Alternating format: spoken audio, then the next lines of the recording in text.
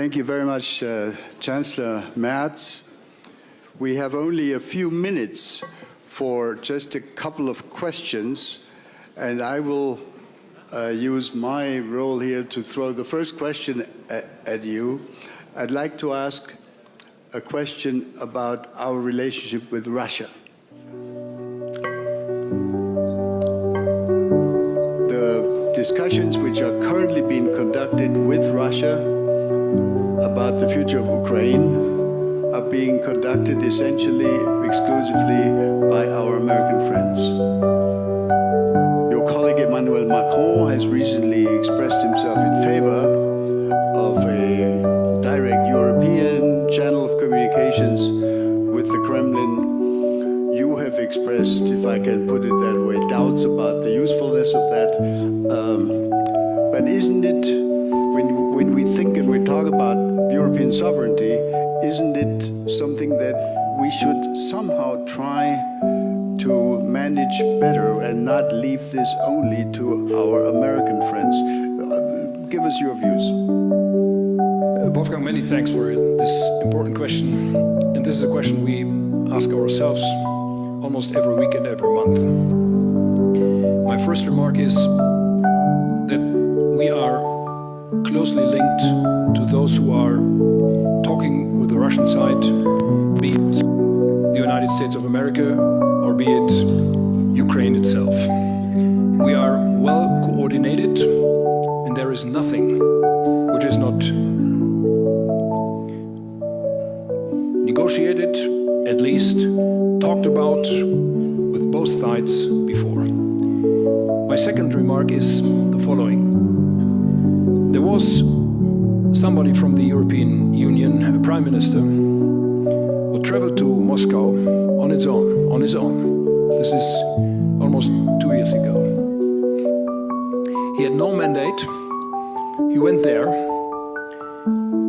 He achieved nothing. And the week after, we saw the heaviest attacks on civil infrastructure, on private homes, on hospitals we had ever seen until this time. So if it makes sense to talk, we are willing to talk. But as you can see with the American side, Russia is not yet willing to talk seriously. And my personal guess is, this is my personal view, that this war will only end when Russia is at least economically, potentially militarily exhausted.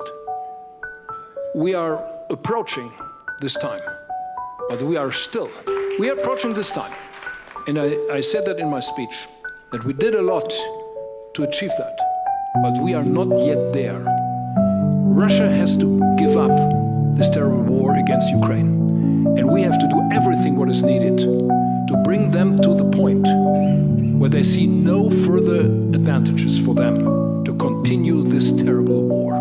We are not yet there, but look, this war is now lasting longer than the Second World War. It's terrible.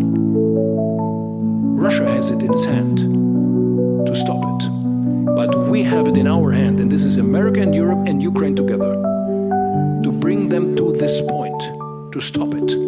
And we have to do everything what is possible in our hands to do that. Militarily, economically, politically, diplomatically, whatever. And if it makes sense to talk, we are ready to talk. But they have to concede that they are really willing to talk about a ceasefire and then about a peace plan. Thank you.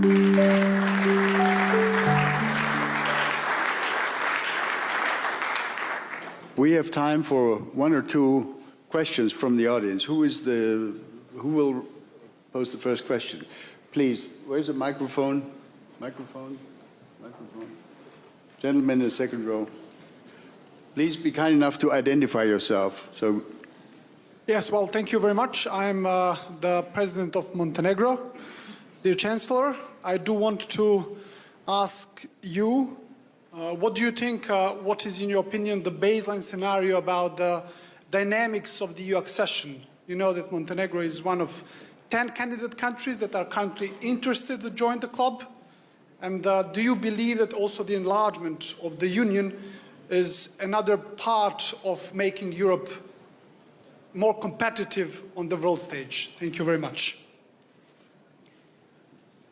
Definitely, the answer is yes. And Ursula von der Leyen and myself, we are completely agreeing on that.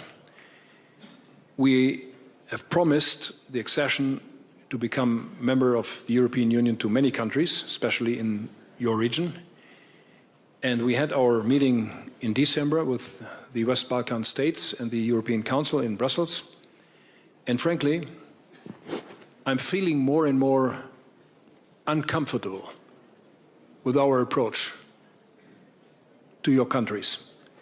We have to reopen a new strategy, how to bring these countries closer to the European Union. I don't want to lose you. You are part of the European continent, and therefore you are potentially part of the European Union. And I know that this is a consensus. There is an elephant in the room. Everybody knows that here in this room, who is against it. But we have to overcome that. This is, until now, it's unanimous vote in the European Council to open the next chapter. But we have to overcome that. And the latest after the election, which will take in April, hopefully we will be able to open the next chapters and to bring you closer and closer to the European Union at the very end as members. Chancellor Merz, thank you so much. I think you succeeded in setting the tone for the 62nd Munich Security Conference. Thank you very much. Let's give him a round of applause.